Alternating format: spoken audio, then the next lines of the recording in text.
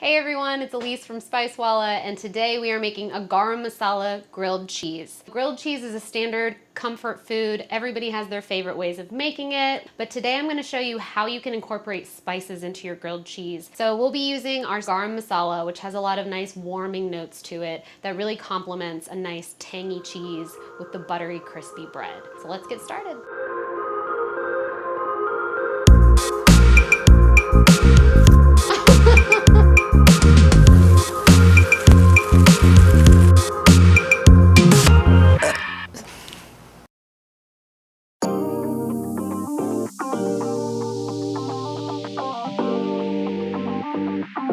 Okay, first things first, the most important ingredient, cheese.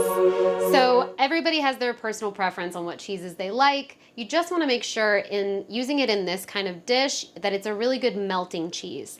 So I'm using Fontina and extra sharp white cheddar. I like the combination of those because the sharp cheddar is nice and tangy and the Fontina is really rich and buttery. But you can use almost any kind of cheese. Regular cheddar, American, mozzarella, Swiss. Another thing that I really want to touch on is pre-shredded cheese versus shredding it yourself. I love cutting corners in the kitchen, so I understand the appeal of buying pre-shredded cheese, but a lot of pre-shredded cheese is coated with an anti-caking agent that actually prolongs how fast it melts and keeps it from melting together to form one unit of gooiness. And we're gonna look for about half a cup of each, so you're gonna have 1 cup total of cheese per sandwich. This is very boring. All right, so now that I have shredded all of this lovely cheese, I'm going to add the spices to it. So Garam Masala is a South Asian spice blend. There's so many different variations of it. It's kind of one of those things that's like your family's recipe. So ours has black pepper, cumin, green cardamom, clove, nutmeg, and cinnamon. As soon as you open this tin, it's really fragrant and you wanna make sure that you use it sparingly, but you also wanna make sure you get those flavor notes in there. So I say about 1/4 teaspoon. I kind of just put a couple pinches in there and then mix it all together. So you want it to evenly coat this cheese blend. I'll do 1 more little pinch. This blend has a lot of really powerful flavors in it. You want to make sure there's a good balance between the cheese and the spice blend itself. You don't want one of them to overpower the other.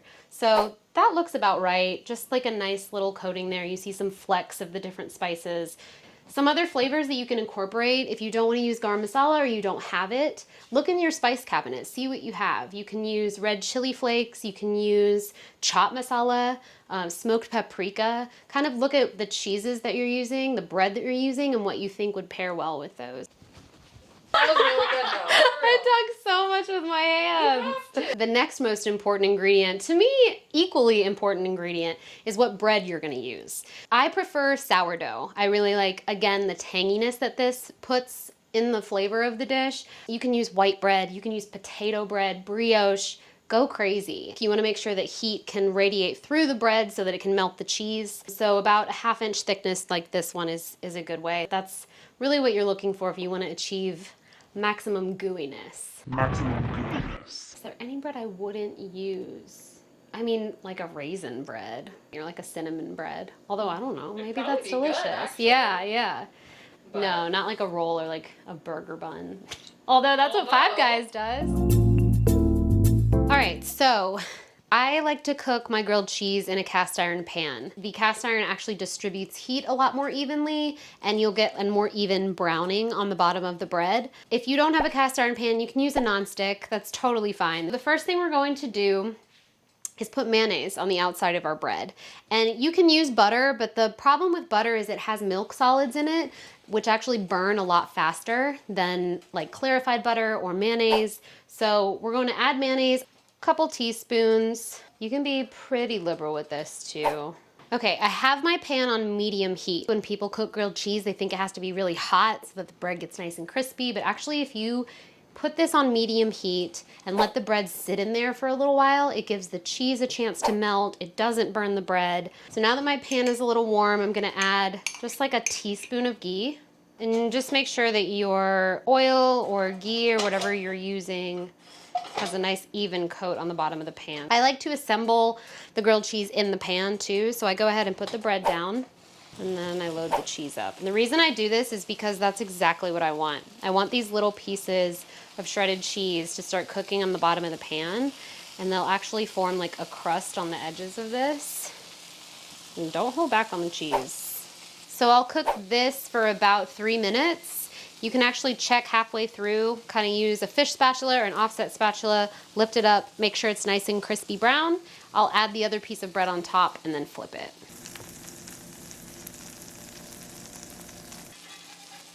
Have you ever seen that movie Chef?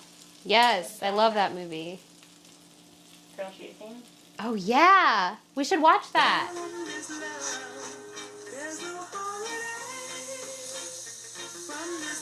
Oh, so good. So that's a little pale. I wanted to get crispier and browner than that, but we're well on our way. So we got some good browning on the bottom here. If you want it darker, go for it. This is really just like personal preference. So I'm going to put the other piece of bread on top with the mayonnaise side out. I'm gonna give this a good press to kind of seal those two pieces together. And then flip. And then I'm actually going to add just a little bit more ghee to this. If you want to, you can always kind of like press on the sandwich a little bit, not too much, but just enough that like you're making sure you're getting an even browning on the bottom. Cheese bubble right there. When you flip it over, it'll start browning a lot faster than the first time, just because the pan has had time to heat up, or the ghee in the pan has had time to really temper. I feel like there's very few moments in life that are as exciting as when the grilled cheese is like almost done. It's like, oh yeah. Okay, this is where I want it. Depending on how you like to cut it, I'm an angled grilled cheese kind of girl. Oh yeah, I have a good feeling about this. Ready?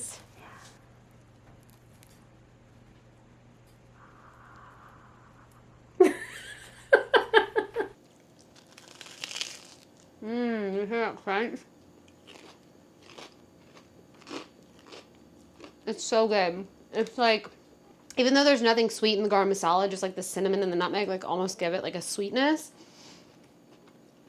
And the richness of the cheese and everything really complements like the pepper and the cumin in there. It's like a mix of sweet and savory. Really, really good. I hope you'll try this at home. Okay, so I have enough cheese and ingredients to make another one. And something I do like to add to a grilled cheese are pickles. It's a good thing to add something acidic to grilled cheeses because it cuts through like the fattiness and the butteriness of it and kind of brightens it up a little bit. For this, since I'm adding pickles to it, I want to make sure that the pickles don't get hot. I don't know, I don't really like a hot pickle in my sandwich. So I'm actually just gonna layer these pickles kind of in between the cheese layers. So it'll kind of be like insulated in that cheese and it won't make these pickles get too warm. This sounds like a cheese skirt. It actually looks kind of pretty.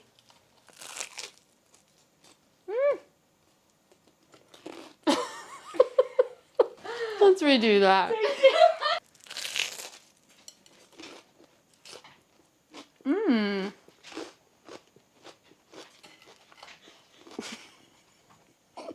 I took too big of a bite. The pickled onion and carrot is really good in there because, like I said, it just like, it's so buttery and rich and cheesy. It's nice to have that little like pop of acidity in there. So that is how you make a garam masala grilled cheese. I hope you got some good tips out of this, and I'd love to hear what you guys experimented with in your grilled cheeses as far as spices and fillings. Leave some comments below and let us know. And don't forget to like and subscribe so you can see more amazing videos like this. Thanks, see you next time. I like when she takes bites of stuff.